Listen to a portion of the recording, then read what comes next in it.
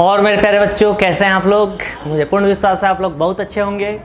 मैं रुपेश कुमार सिंह, आप सभी का हमारे जेएमडी क्लासेस में स्वागत है। आप हमारे channel JMD IAS and SSC classes को सब्सक्राइब करें और बेल आइकन दबाना तो बिल्कुल ना भूलें, ताकि रीजनिंग की जितनी वीडियो अपलोड हो इसकी सबसे पहले नोटिफिकेशन आपको मिले। चलिए, आज जो हम रीजनिंग का टॉपिक पढ़ेंगे वो हमारा है क्लासिफिकेशन। मेरे प्यारे बच्चों, हम यह देखेंगे कि आखिर क्लासिफिकेशन में हम डिफ्रेंशिएट करते कैसे हैं। आप देखिए, हम क्वेश्चन को बहुत बारीकी से समझेंगे। जैसे क्वेश्चन में हमें 4 ऑप्शन दिया हुआ है, पूछ रहा है कि इसमें 3 ऐसा होगा जिसका पैटर्न बिल्कुल सेम होगा, चौथा जो उसका पैटर्न इन तीनों से अलग होगा। तो जिसका पैटर्न तीनों से अलग होगा हमें उसी को फाइंड आउट करना है। ठीक है, चलिए हम 1 बाय 1 सोल्व करते हैं। अब यहाँ दिया हुआ फर्स्ट में 20, 16, 18, 18, 14, 16, 16, 12, 14, 14, 11, 13, यह 3 का पेयर दिया हुआ है। हम चलो फर्स्ट को सोल्व करते हैं। यह 20 के बाद 16 है। अगर हम 20 में से 4 माइनस कर दें तो क्या आ जाएगा 16। अब क्या है यहाँ पे 18। अब 18 में अगर 2 प्लस कर दें तो क्या आ गया 18, यानी 2 प्लस किया और 4 माइनस किया। अगला देखिए 18 है, 14 है, 16 है। 18 में से 4 माइनस कर दिया तो 14, 14 में 2 प्लस कर दिया तो क्या हो गया 16, यानी इसमें भी 4 माइनस किया, 2 प्लस किया। ऑप्शन सी देखिए, अगर 16 में से 4 माइनस कर दिया तो 12, अब 12 में 2 प्लस कर दिया तो क्या हो गया 14, सेम। अगला नेक्स्ट देखिए डी में 14 है।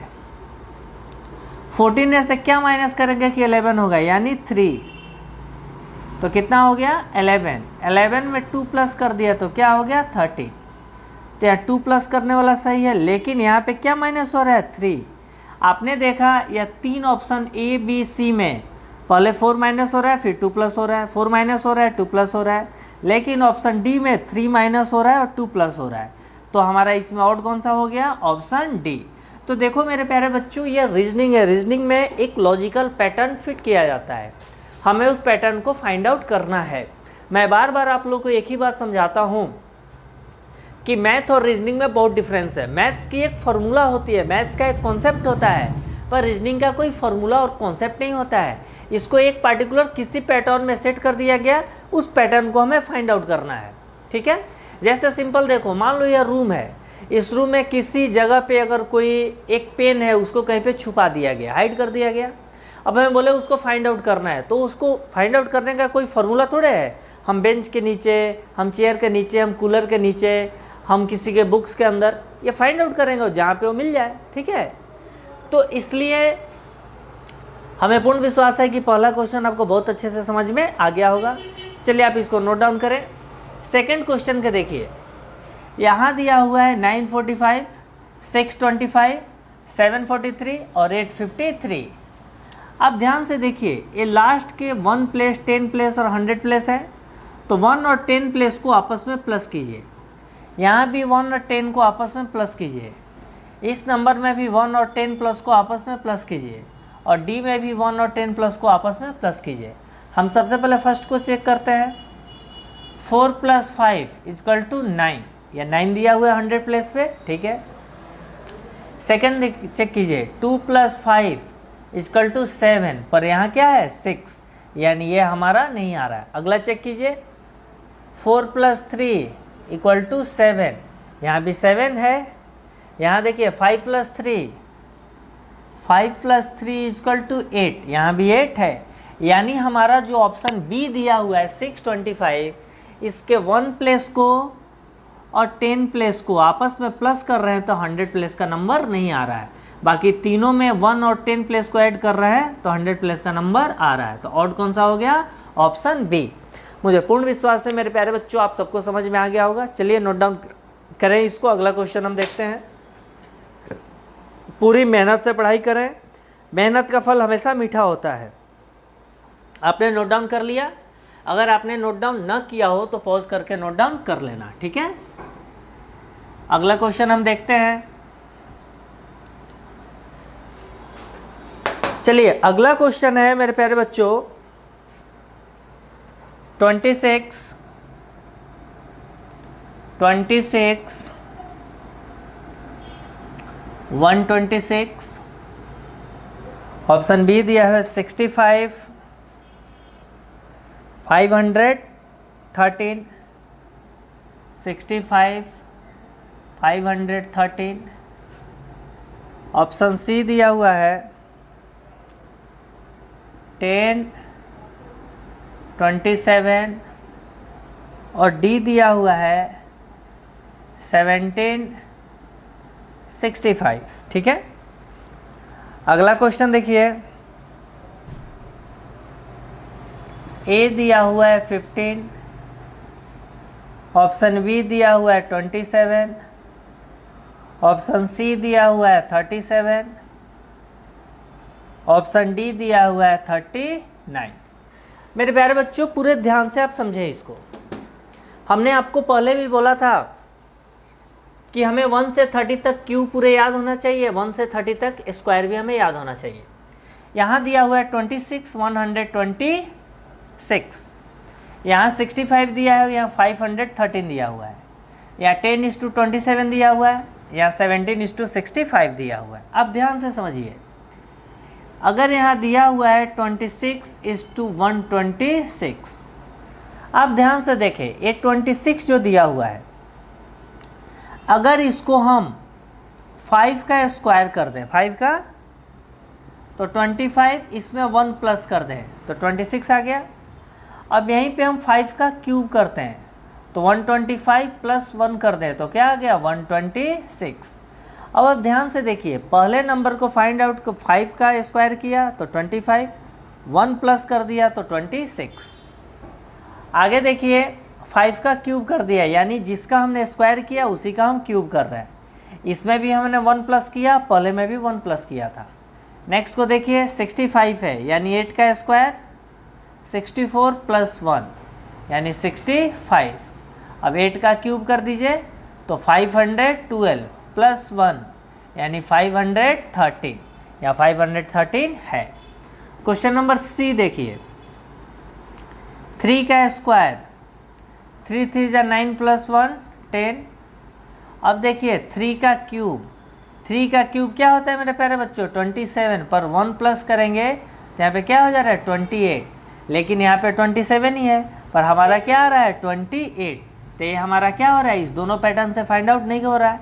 अगला फाइंड आउट कीजिए, यहाँ देखिए 17 है, 4 का स्क्वायर कीजिए 16 प्लस 1 इक्वल टू क्या हो गया, 17। और 4 का क्यूब कर दीजिए तो कितना हो गया, 64 प्लस 1 यानी 65। यानी ये भी हमारा आ रहा है, यानी option A, option B, option D तीनों एक पैटर्न से आंसर आ रहा है, लेकिन ऑप्शन सी में नहीं आ रहा है। तो कौन सा वर्ड हो गया, ऑप्शन सी। ठीक है, चलिए नोट डाउन करें आप इसको। अगला क्वेश्चन हम देखते हैं। अगला क्वेश्चन देखिए कितना आसान है। यहाँ पे ऑप्शन ए 15 है, 27 है, 37 है और 39 है। हमने देखा कि 15 न किसी का स्क्वायर होता है न क्यूब होता है, 37 न किसी का स्क्वायर होता है न क्यूब होता है, 39 किसी का स्क्वायर होता है न क्यूब होता है, लेकिन 27 हमारा क्या होता है, 3 का क्यूब होता है, 27। तो आप देखिए तीनों किसी का ना स्क्वायर है न क्यूब है, लेकिन केवल ऑप्शन बी 27 है, वो हमारा क्या है, 3 का क्यूब है।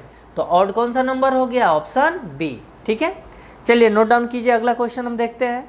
देखिए रीजनिंग के जो क्वेश्चन आते हैं बहुत ही आसान आते हैं, बस एक ही चीज़ करना है, हमें पूरी शिद्दत से मेहनत करना है और प्रैक्टिस करना है। हम जितनी प्रैक्टिस करेंगे उतना ज़्यादा इसमें हम आगे जाएंगे। आपने नोट डाउन कर लिया, नहीं किया तो पॉज करके नोट डाउन कर लेना। ठीक है, चलिए अगला क्वेश्चन हम देखते हैं।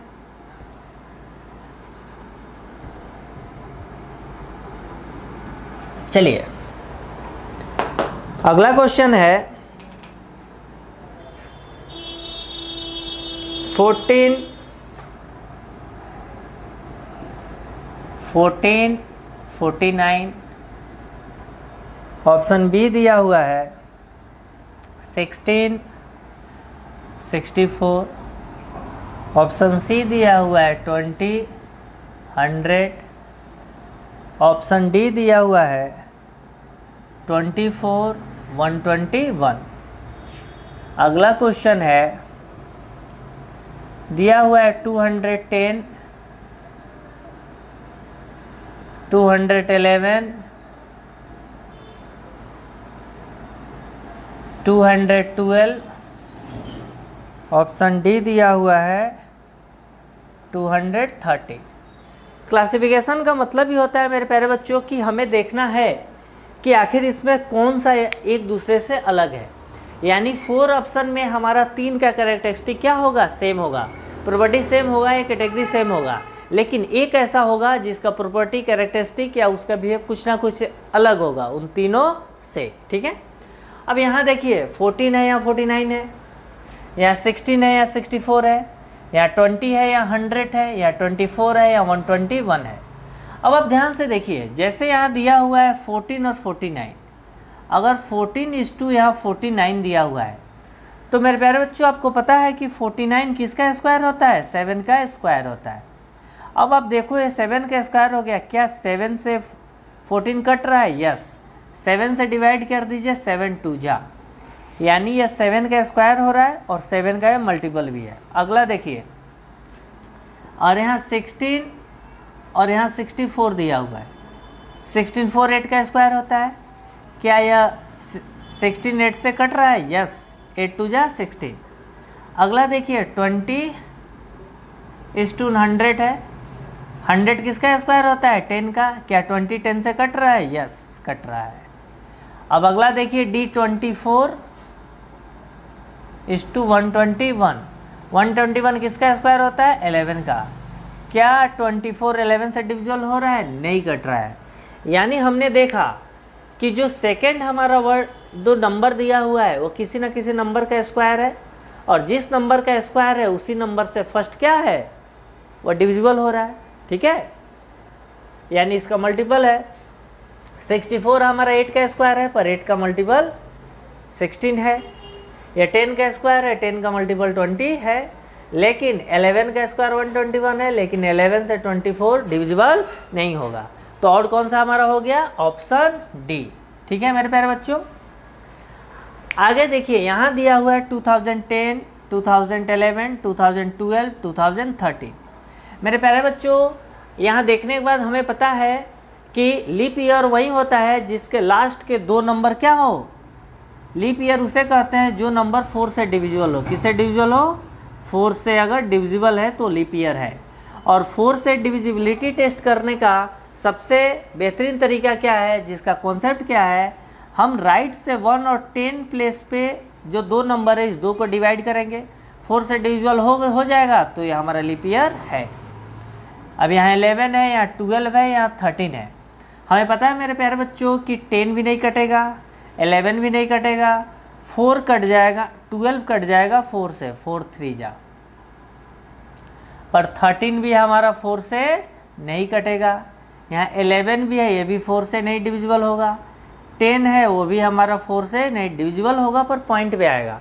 तो हमें डिविजिबिलिटी टेस्ट उसे कहते हैं जो पॉइंट पे नहीं आए। ठीक है, यानी फिक्स हमारे नंबर एक पार्टिकुलर फिक्स डिजिट से कट जाए, डेसिमल में नहीं आना चाहिए। तो हमारा और कौन सा हो गया, ऑप्शन सी, क्योंकि ऑप्शन सी 2012 हमारा लीप ईयर है। ठीक है, मुझे पूर्ण विश्वास है मेरे प्यारे बच्चों आप सबको बहुत अच्छे से समझ में आ गया होगा। आप पूरी मेहनत करते रहें।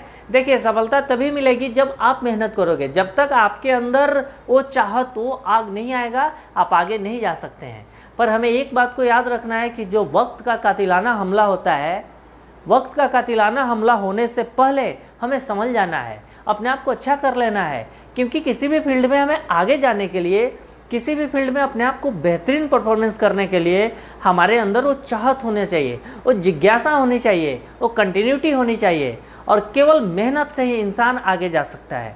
बिना मेहनत किए हम दिन में बैठ के आँख खोल के अगर सपना देखें तो सपना कभी पूरा नहीं होगा। सपना तभी होगा जब हम धरातल पे उसके अकॉर्डिंग मेहनत करेंगे। ठीक है, ओके, थैंक यू।